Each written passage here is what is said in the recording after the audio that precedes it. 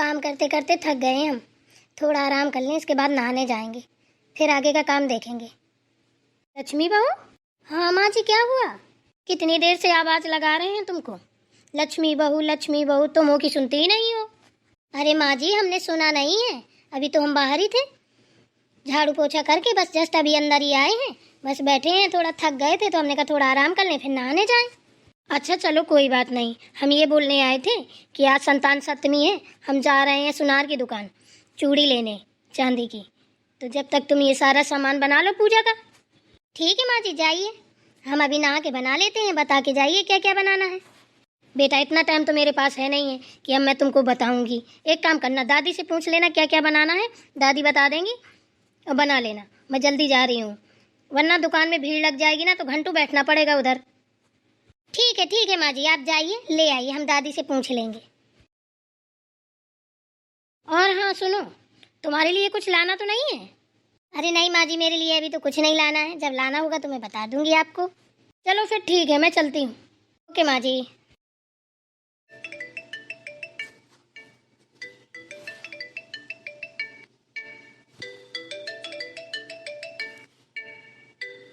अब इतनी सुबह सुबह किसका फोन आ गया?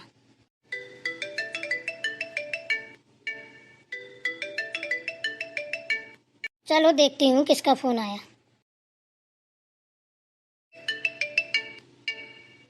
अरे आ रहे हैं, अब कौन है, घंटी पे घंटी बजाए जा रहा है।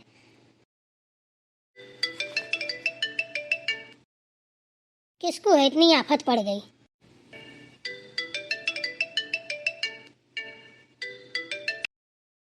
हेलो हेलो, लक्ष्मी बिटिया कैसी हो? अरे अम्मा आप हो, हम सोचे पता नहीं सुबह सुबह कौन आ गया। अरे कौन आएगा, हम ही हैं। क्या कर रही हो?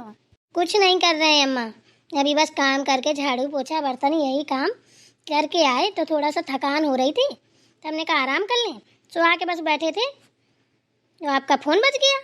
अच्छा चलो ठीक है, हमें बिटिया बस काम करके बैठे थे, बस तुम्हारी याद आई तो हमने सोचा चलो अपनी लक्ष्मी बिटिया से बात की जाए, तो बस फ़ोन लगा दिया तुमको। अच्छा किया अम्मा, हमको तो टाइम ही नहीं मिलता है, और जब टाइम मिलता है सोचते हैं आज अम्मा से बात करेंगे, मोहित के बारे में कुछ पूछेंगे, सो बस थोड़ी बहुत देर बैठते हैं, बैठने का टाइम मिलता है तो कहीं नींद आ जाती है, कहीं कोई काम लग जाता है, ऐसे निकल जाता है, लगा ही नहीं पाते हैं। अरे कोई बात नहीं बेटी, हम तो लगा लेते हैं ना। हाँ अम्मा आप तो लगा लेती हो, लेकिन फर्ज तो हमारा भी बनता है ना। अरे कोई बात नहीं बेटा, तुम खुश रहो बस, हम यही चाहते हैं। और बताओ अम्मा, मोहित कैसा है, स्कूल स्कूल जाता है, पढ़ाई वढ़ाई अच्छे से करता है? अरे हाँ बिटिया, मोहित की तो ना पूछो, बहुत अच्छा लड़का है, बड़े मन से पढ़ता है। चलो ठीक है, थैंक यू भगवान, मेरा बेटा बस ऐसे ही पढ़े लिखे एक अच्छा इंसान बन जाए। अरे वो सब छोड़ो बिटिया, आज संतान सप्तमी है, हमने इसलिए फ़ोन किया था।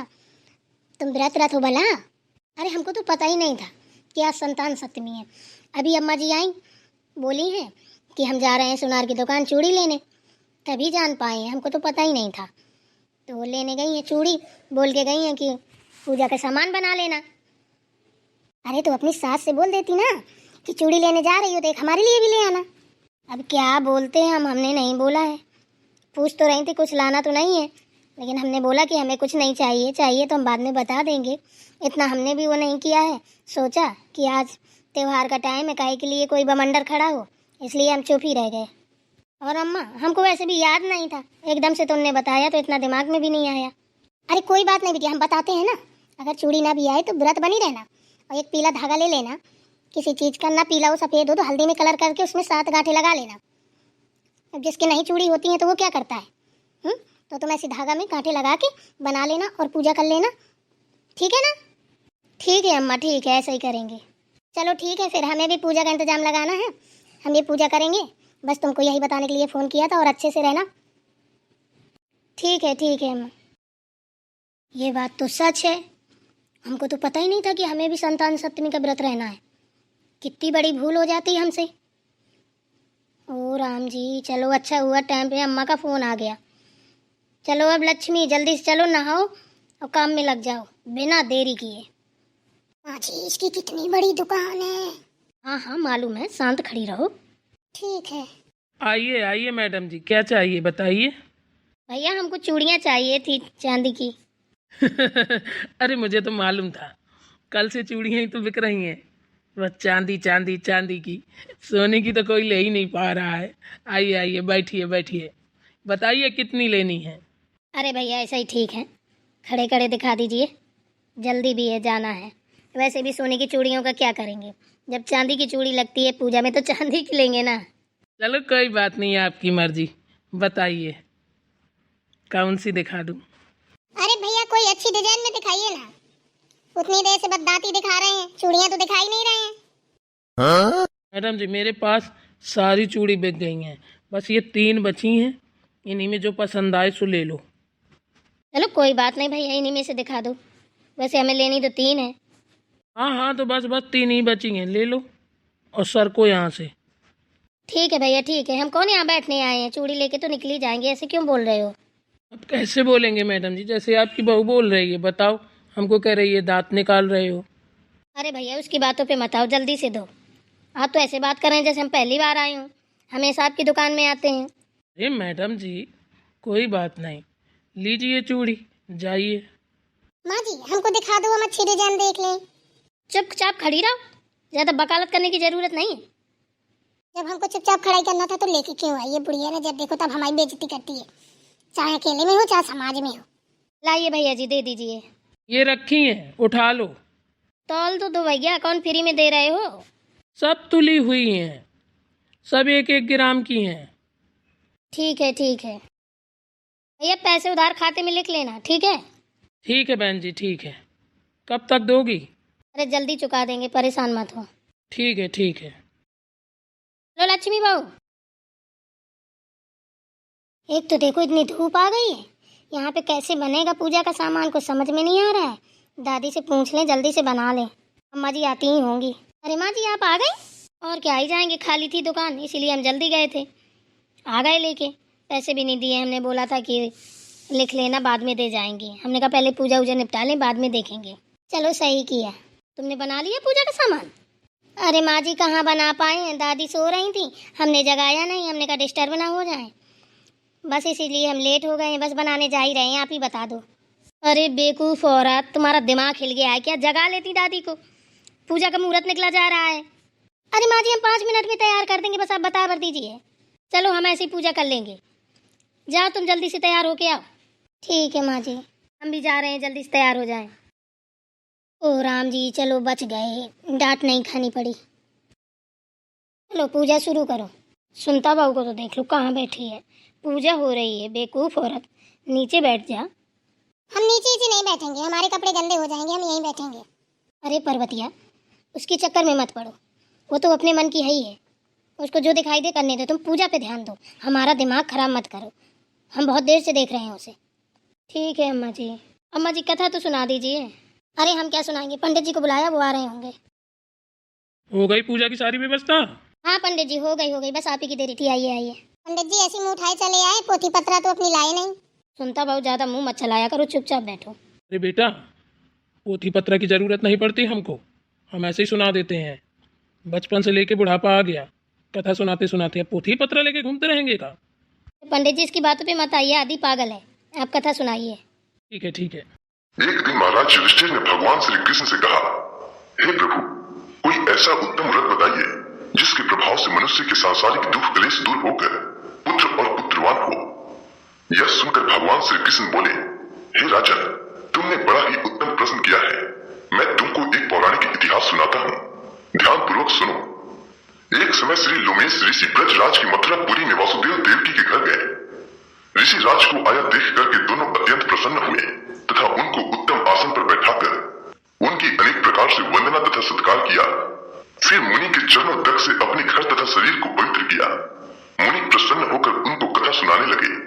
कथा के करते करते लोमेश ऋषि ने कहा कि हे देवकी, दुष्ट दुराचारी कंस ने तुम्हारे कई पुत्र मार डाले हैं, जिसके कारण तुम्हारा मन अत्यंत दुखा है। इसी प्रकार राजा नहुष की पत्नी चंद्रमुखी भी दुखी रहा करती थी, किंतु उसने संतान सप्तमी का व्रत विधि विधान सहित किया, जिसके प्रताप से उसको संतान का सुख प्राप्त हुआ। यह सुनकर देवकी ने हाथ जोड़कर मुनि से कहा कि हे ऋषिराज, कृपा करके रानी चंद्रमुखी का संपूर्ण वृत्तांत तथा यह व्रत का विधान विस्तार सहित मुझे बताइए, जिससे मैं भी इस दुख से छुटकारा पाऊं। तब लोमेश ऋषि ने कहा, हे देवकी, अयोध्या के राजा नहुष थे। उनकी पत्नी चंद्रमुखी अत्यंत सुंदरी थी।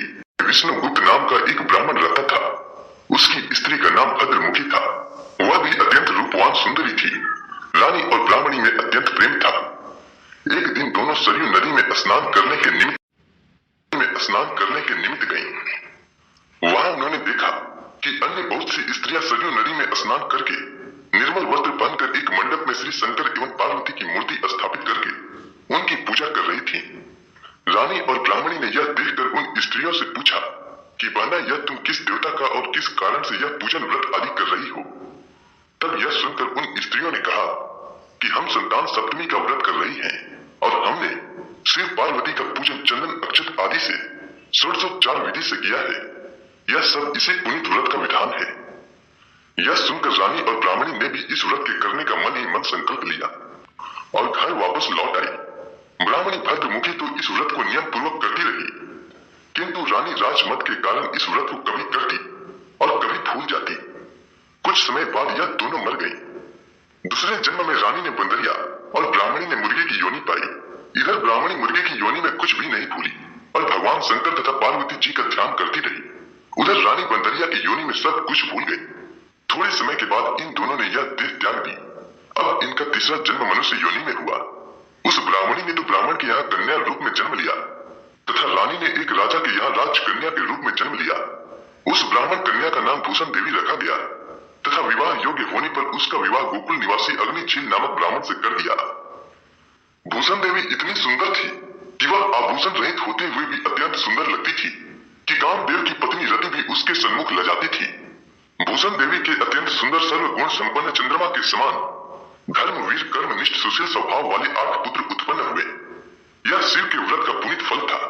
दूसरी ओर शिव विमुख रानी के गर्भ से कोई भी पुत्र नहीं हुआ और निसंतान दुखी रहने लगी। रानी और ब्राह्मणी में जो प्रीति पहले जन्म में थी वह अब भी बनी रही।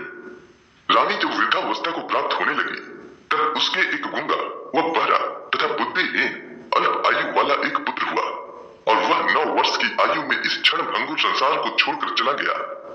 अब तो रानी पुत्र शोक में अत्यंत दुखी हो व्याकुल रहने लगी। दैव योग से भी वह अब भी बनी रही। रानी जब वृद्धावस्था को प्राप्त होने लगी तब उसके एक गूंगा व बहरा तथा बुद्धिहीन अल्प आयु वाला एक पुत्र हुआ और वह 9 वर्ष की आयु में इस क्षण भंगुर संसार को छोड़कर चला गया।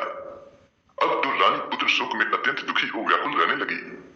दैव योग से भूषण देवी ब्राह्मणी रानी के यहाँ अपने सब पुत्रों को लेकर पहुंची। रानी का हाल सुनकर उसे भी बहुत दुख हुआ, किंतु इसमें किसी का क्या वश। कर्म और प्रारब्ध के लिखे को स्वयं ब्रह्मा भी नहीं मेट सकते हैं।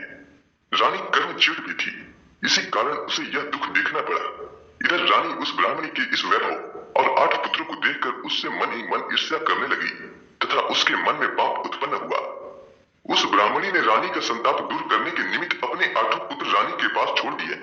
रानी ने पाप के वशीभूत होकर उन ब्राह्मण पुत्रों की हत्या करने के विचार से लड्डू में विष मिलाकर उनको भोजन करा दिया, परंतु भगवान शंकर की कृपा से एक भी बालक की मृत्यु नहीं हुई। यह देखकर तो रानी अत्यंत ही आश्चर्यचकित हो गई और इस रहस्य का पता लगाने की मन में ठान ली। भगवान की पूजा सेवा से निवृत्त होकर जब भूषण देवी आई तो रानी ने उससे कहा कि मैंने तेरे पुत्रों को मारने के लिए इनको जहर मिलाकर लड्डू खिला दिए, किंतु इनमें से एक भी नहीं मरा। तूने ऐसा कौन सा दान पुण्य व्रत किया है जिसके कारण तेरे पुत्र भी नहीं मरे और तू नित्य नए सुख भोग रही है? तू बड़ी सौभाग्यवती है। इस सब का भेद तू मुझे निष्कपट होकर समझा। मैं तेरी बड़ी ऋणी रहूंगी। अरे पंडित जी बस भी कीजिए ना, ये कथा सुन सुन के मैं बोर हो गई हूँ। ये सब मुझे अच्छा नहीं लगता है। हो गया बहुत, इतनी देर से बड़ किए जा रहे हो। लगता है मुझे 4-5 दिन तक यही बोलते रहोगे क्या? सुनता बहू, तुम पागल वागल हो गई हो क्या? हैं? बीच में टोक रही हो, कथा बंद करवा रही हो, शर्म नहीं आती है? चुपचाप बैठी रहो वरना सोच लेना। अरे माता जी, आपकी बहू कैसी है बताओ, मेरी कथा भंग करवा दी। पंडित जी हम गलती मान रहे हैं आपसे, हमें माफ कीजिए। आप कथा आगे बढ़ाइए। हमारी सुनता बहुत पागल है, इसका कोई जवाब नहीं है। इसको हमने पागल घोषित करवा दिया है। आप सिर्फ कथा सुनाइए। दादी आपसे किसने कह दिया हम पागल हैं? पागल वागल नहीं है। ये भेजा खाए जा रहे हैं। एम रेम रेम रेम क्या बके जा रहे हैं, कुछ समझ में आ रहा है? मेरे सर के ऊपर से सारी बातें जा रही हैं जी, कोई सर न सार मार पटर पटर पटर पटर किए जा रहे हैं। उतनी देर से तो हमें भूख लगी है, भूख तो छोड़िए पानी तक पीने को नहीं मिल रहा है। सुनता बाबू चुपचाप बैठी रहो वरना सोच लेना अगर बीच में बोली एक भी। पर्वतिया शांत बैठ जाओ, हम तमाशा नहीं चाहते हैं बस। कोई पागल वागल है क्या कि थोड़ी में रोक दो थोड़ी में चालू हो जाओ, थोड़ी में रोक दो थोड़ी में चालू हो जाओ? हम नहीं सुना रहे कथा था, हम ये जा रहे हैं। ठीक है पंडित जी आपकी मर्जी, जाइए। जब हमारे घर वाले ही हमारे बस में नहीं है तो आपकी तो बात ही अलग है। आप तो पंडित जी जाइए जाइए।